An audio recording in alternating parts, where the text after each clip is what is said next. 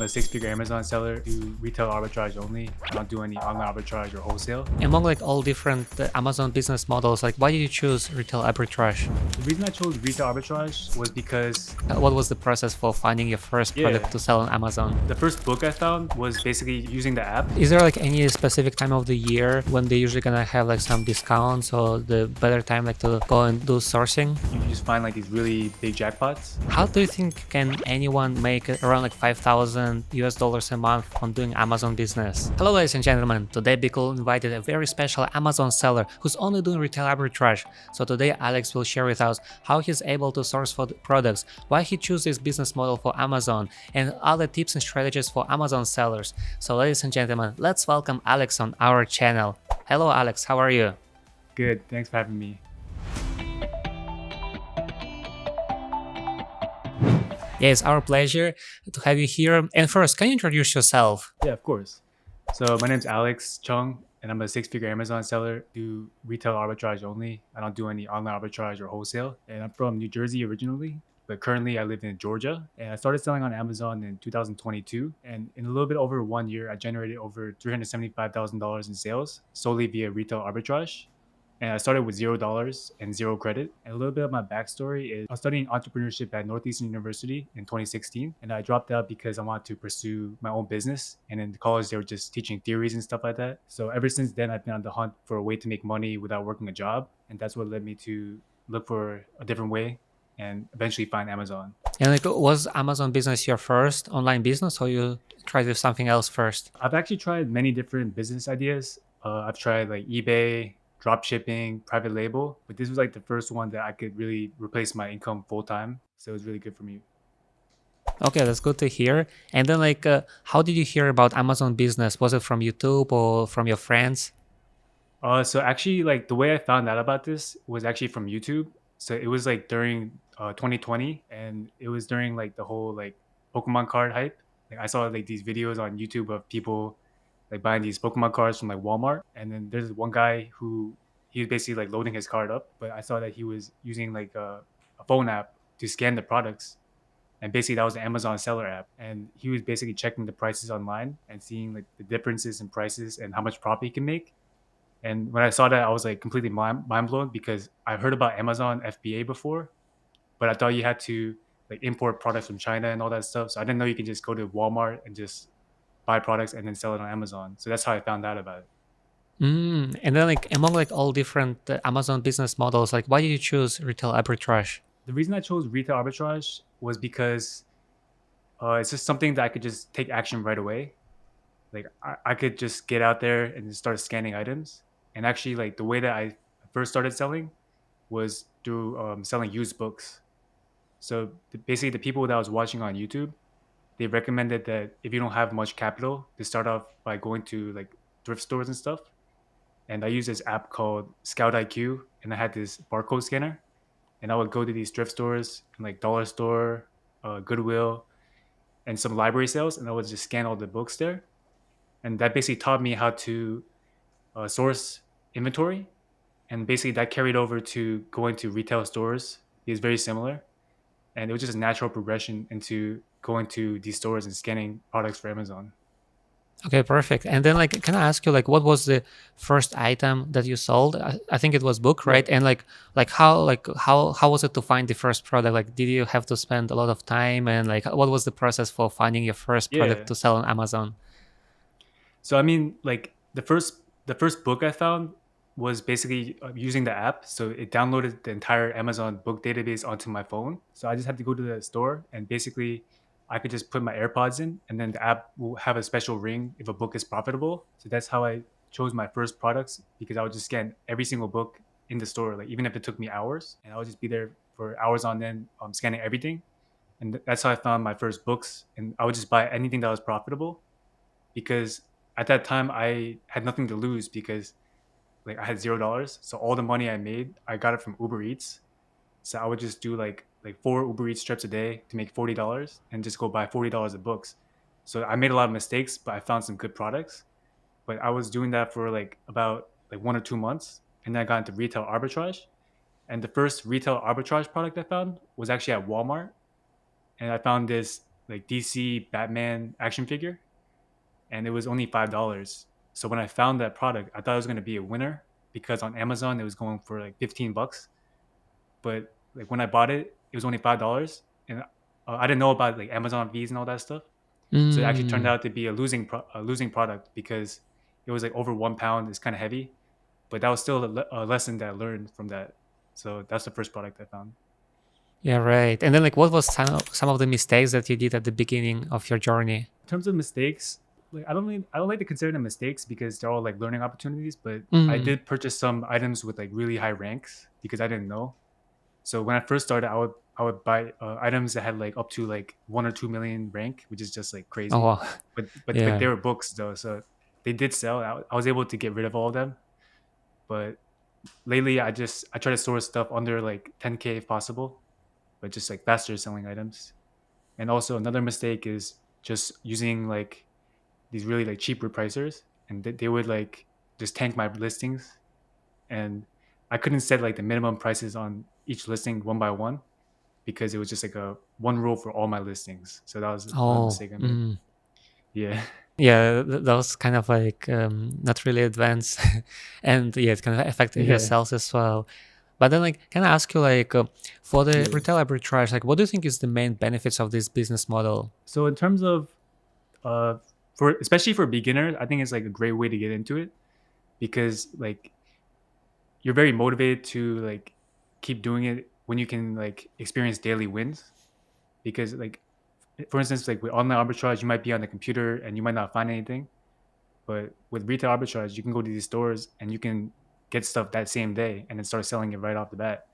So I believe that's really good for beginners.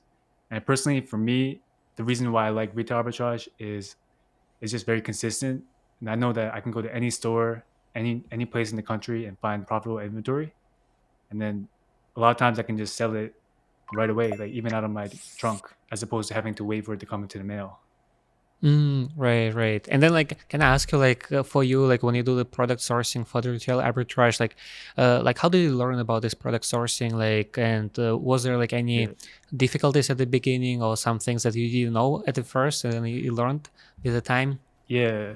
So basically, the way I learned was actually like through YouTube, pretty much. But I would watch these like live streams of people who were like in store, like they would go to like Walmart, Target, and stuff like that. And then also I would watch some like online arbitrage sourcing videos as well, because it's pretty much the same thing in terms of analyzing the data. So I would watch that to learn how to analyze like the sales rank, estimated sales, like read the Keepa charts and all that stuff. But the way I learned retail arbitrage was whenever I watched those videos, I would just go right away to the store and I would look for that same item. But I wouldn't just copy these people like blindly. Like I would rescan the items to see, like try to understand like why I was a winner, try to see how much profit there was in there, like how fast it sells, like just try to understand. And if I was gated, I would try to request for approval. But basically, I just learned from taking action. And another thing is, say that the product wasn't a winner, I would also like look around like the similar sections, like the clearance sections. I would just scan everything there and just take massive action, just trying to like immerse myself any way I could like learn from experience. And you just like mentioned about ungating. So can you tell us more about ungating? Like how was it for you Yeah, at the for sure. beginning? And is there like any tips you can give to people for the ungating part? Yeah, of course. The way I learned how to get ungated was also from YouTube. Like everything's on YouTube nowadays. But what I would do is I would just search up like how to get ungated and Nike, these kind of things on YouTube, and I would just follow their step by step guides. And what I would do is use invoices from stores like Kohl's, East Bay, Price Master, any kind of like distributor. And basically, I would purchase like 10 units of the product, get it shipped to my house, take pictures, and submit it. But eventually, I realized that like more important than like where you get it from, it just matters that like you submit the right kind of documentation. So I began to do like trial and error, just try out like different kind of suppliers, and also I would do a lot of research on Google, just trying to see other people's experiences, trying to see what worked for other people, and then if it worked for them, I would try it out. And also like I would just try out any kind of documentation I had. I would just try submitting it. So for instance, one time I got ungated in Squishmallows with an in-store order confirmation slip. and I didn't think it would work. I just gave it a shot, and it actually ended up working. Another thing I would do is I would sit on my computer in my house, and I would just look around my house for like any kind of products I had. Like for instance, like this like vitamin right here. Like I would just Mm. like go on like the catalog and just type in all these brand names of products I had around my house, and one by one I would just try to request for approval, like apply, and then a lot of the times I would get ungated. And I actually compiled like this list of like 350 brands that auto ungate sellers, even if you have like no sales. And it's on my website, mkvln.com. But that's a great way to get ungated, is just to try to get auto ungated, because you don't have to spend any money. And as your sales keep increasing, you can get ungated in more and more brands. Right. So like once you start to sell on Amazon and generate some sales, it's getting easier and easier to get ungated, right? Exactly. Yeah. And at a certain point, like I just realized that they just ungated me in like all kinds of brands that previously they denied me for, like without having to submit Mm. invoices, just from having good sales. Okay, that's good to hear. And then like Yeah. now I want to ask you like how do you think is the what do you think is the best way to scale up like by doing retail arbitrage? Because for example, when people Yeah. do OA, they're gonna hire some VAs to help them to scale up. But how is it like for retail arbitrage? How can you scale up doing retail arbitrage? Yeah. So like a great way to scale is so basically like the first thing I would do is just basically reinvest all your profits. Like I wouldn't take out any money for at least like maybe a year or so, just so you can keep growing and growing your inventory. And I'd also do some merchant fulfilling as well, so I have like more and more inventory available. Another thing I would do is look into utilizing like credit, but only once you're like consistent in your profitability, because with retail arbitrage is like much higher ROI than online arbitrage. So like the more credit you have, you can buy more. So if you go to like Costco, you find like a whole pallet, you could buy the whole thing, and that could last you for like a while. So Mm. I would experiment with like credit, but only once you're like very confident and very consistent in your profits. And you can use stuff like credit cards, business lines of credit, and then like Amazon loans. Like if you have high sales, they'll start to offer you these loans that you can utilize. And a way that I've scaled personally recently is by investing in space. So when I first started off, I started off in like my room, and eventually I had to move into the garage, like because I had too much stuff. And now I'm working out of two storage units, and I basically converted it into a warehouse. So I have one of them has power, and the other one is mainly for storage, and I can do like FBA shipments in there. I can stock my merchant fulfilled inventory and also ship out like orders. So basically, the great way to scale would be to just keep reinvesting and then just grow naturally. Because eventually, if you have enough capital, you can also get warehouses, get employees, and stuff like that.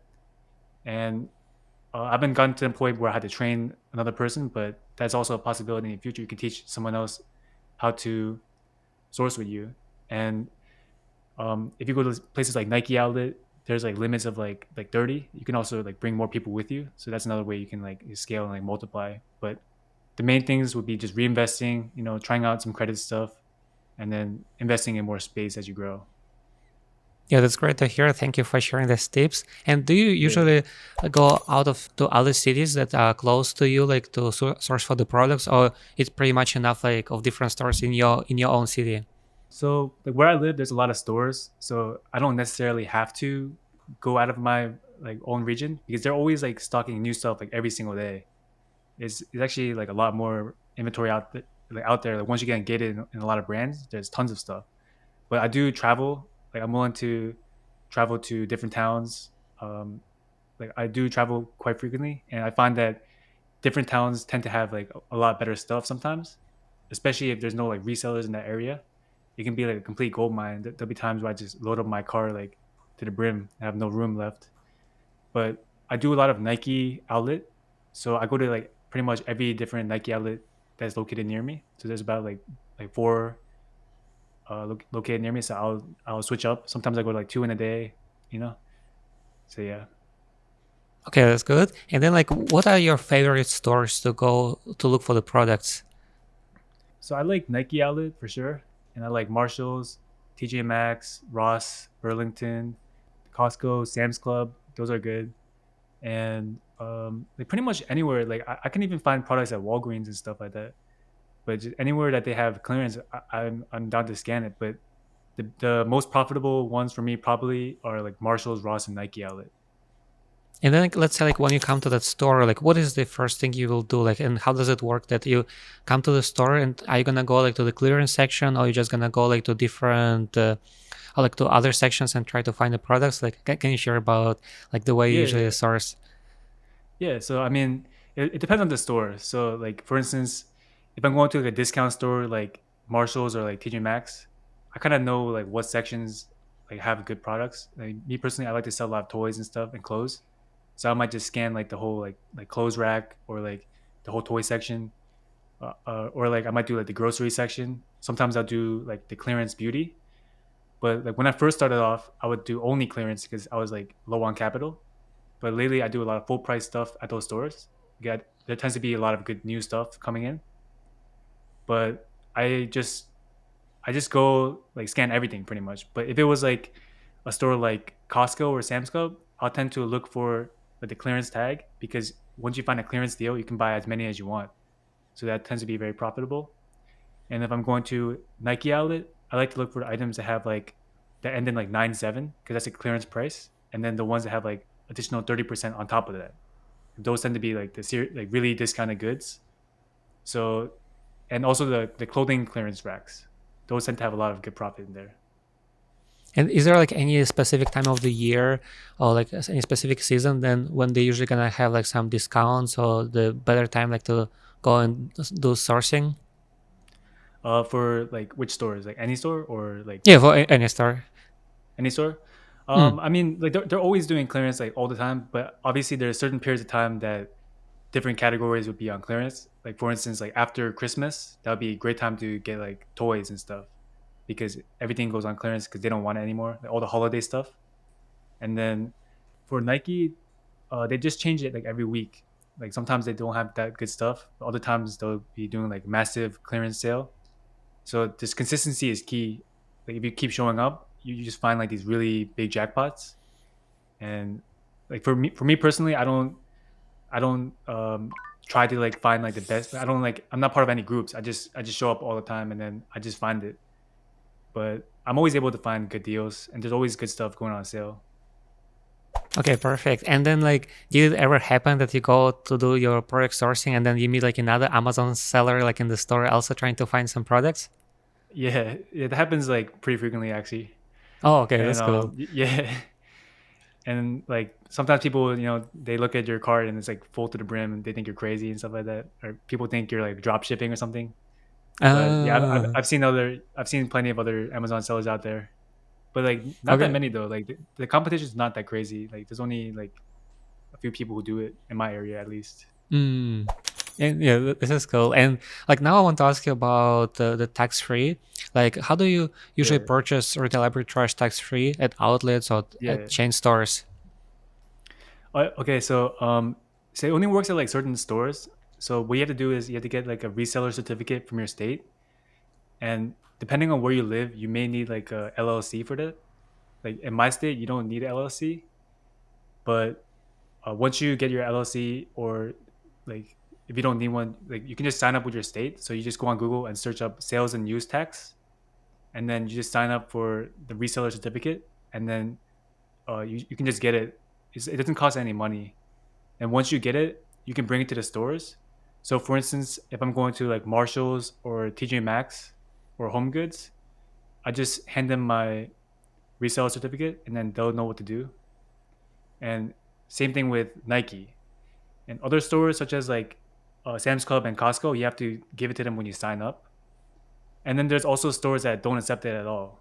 For instance, like Target and Ross. So just depending on the store, I may or may not use it, but I mainly use it at most of the stores I personally shop at.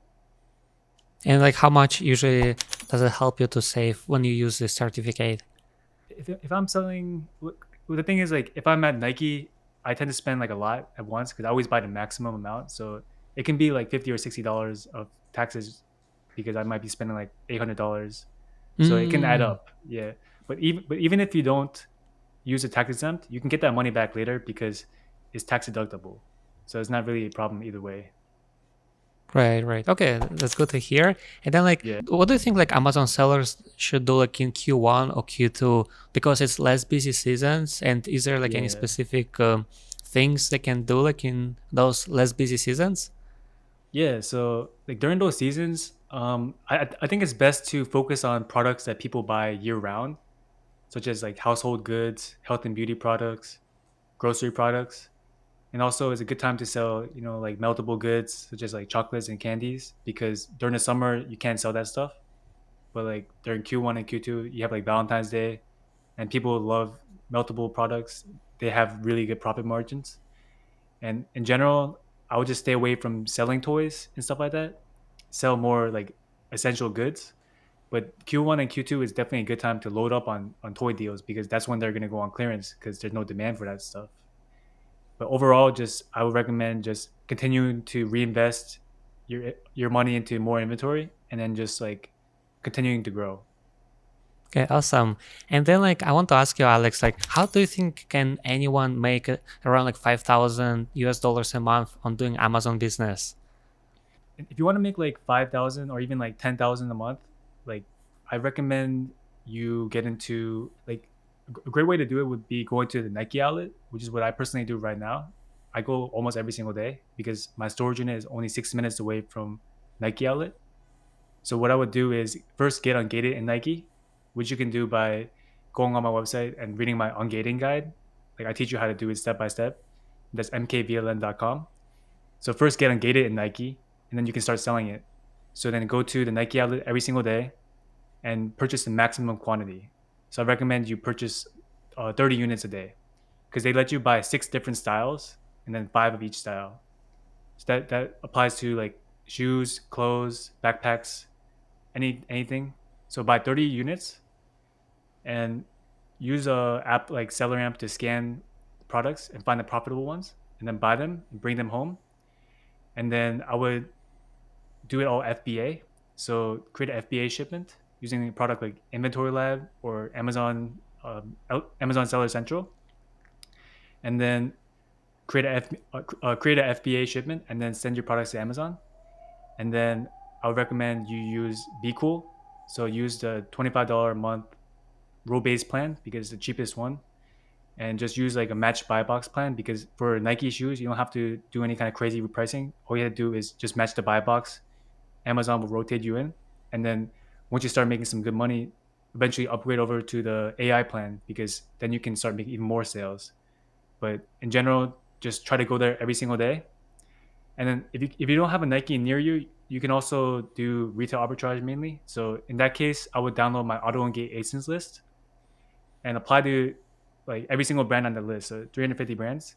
Just go into your catalog and type in each brand one by one, and then whichever brand you get approved for, I would just write it down on a piece of paper or on your phone, and then start going to stores like TJ Maxx, Marshalls, Home Goods, Sam's Club, um, Ross, Burlington, just any of these stores, and just look for those brands and start scanning 100 items every single day.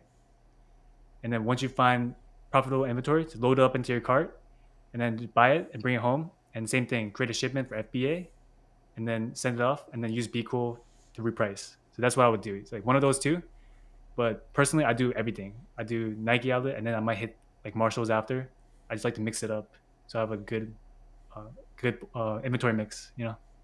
Yeah, those are great tips. Thank you for sharing that, Yeah. Alex. And I want to ask you, like, when you do the product sourcing, like, do you usually like set a limit or maybe like some sort of like time limit that you need to do your sourcing, maybe like 5 hours a day, or you maybe like said, like as you said, like you need to at least scan like 100 items per day. Do you usually put those kind of like goals for yourself, like when you do the product sourcing? So like I recommend other people scan 100 items a day, but personally, I don't really keep track. I just do it all day. All day. Like, Oh, yeah, I mean, well, like, I like to go hard because I'm trying to grow like aggressively. So I don't really care like how many hours I work, but my goal is just to spend all my money. Like I like to just like go crazy, buy as much profitable inventory as I can, just sell it, like turn my money as fast as possible because like the more times you turn your money, the more like you grow.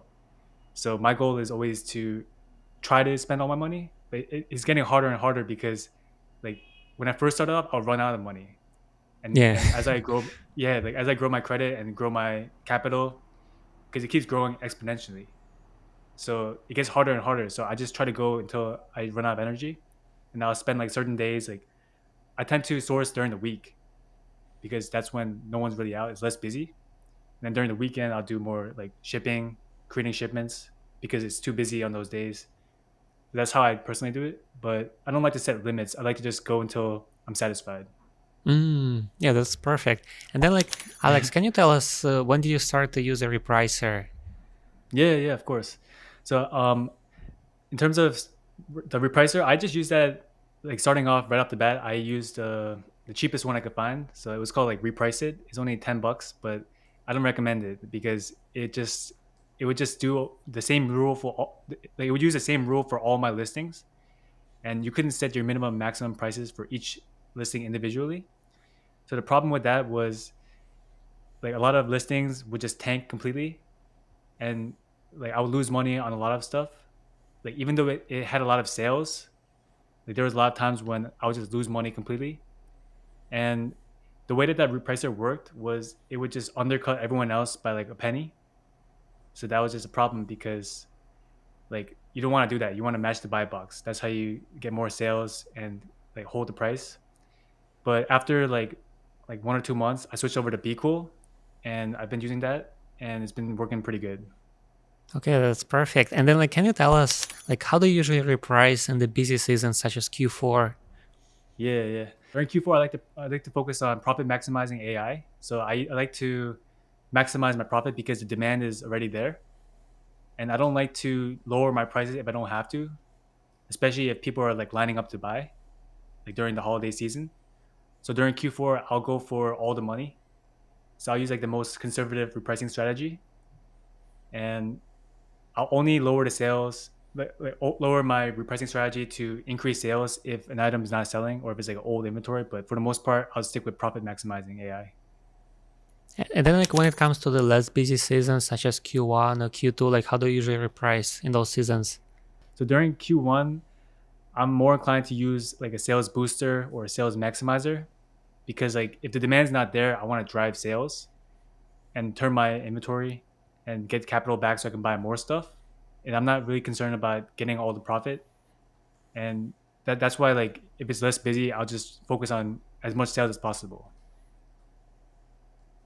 Okay, that's good to hear. And then, like, can you tell us, like, how do you think is, like, what do you think is the best way to win Amazon Buybox? Yeah, so the best way to win the buy box is to source good inventory that has a consistent buy box and make sure that you can make sure you can easily match the buy box price. So I would focus on fast selling inventory. And on top of that, I would make sure that you check Keepa to make sure that Amazon shares the buy box. And you can also use a repricer to make sure that you're always like in that range. So set the minimum maximum price at a good level and then just let it match your buy box for you. And then, like, how do you usually pick your repricing rules? So I generally always start off with the most conservative repricing plan. And I also like to set my prices high when I first create my listings. This is something that I learned from like when I used to work at car dealerships is like you always want to start negotiations high, and especially with repricing because you don't like if you start off low, you don't know if the item can sell for more. But if you start off high and it sells, then you don't have to lower it. And then if it doesn't sell, then you can lower your prices and become more aggressive.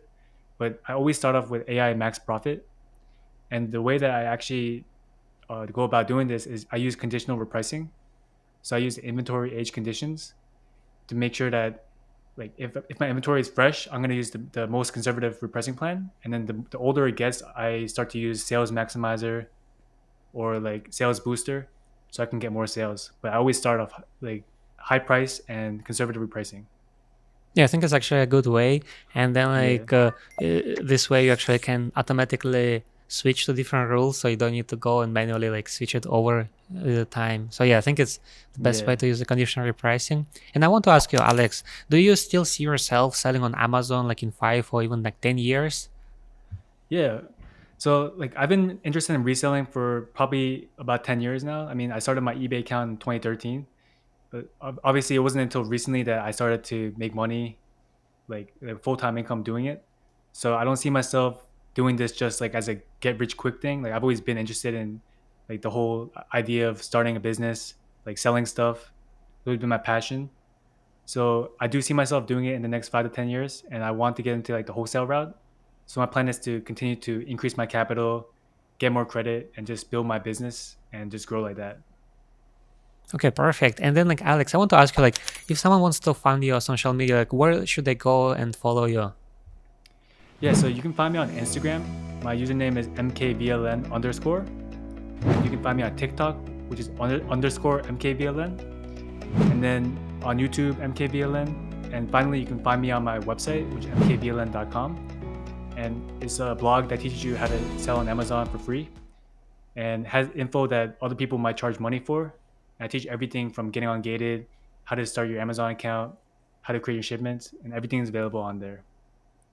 Okay, perfect. We're gonna make sure to include those links in the description. So guys, go and make sure to follow Alex on his social media. And yeah, we're getting to the end of our video. Thank you so much, Alex, for sharing like all those tips and strategies and like your personal experience doing retail arbitrage. I think it was great. Yeah, so thank you again, and I guess we'll Thanks for see you having next me. time. Yeah, appreciate it. Okay, so see you, All Alex. right, see you. Bye.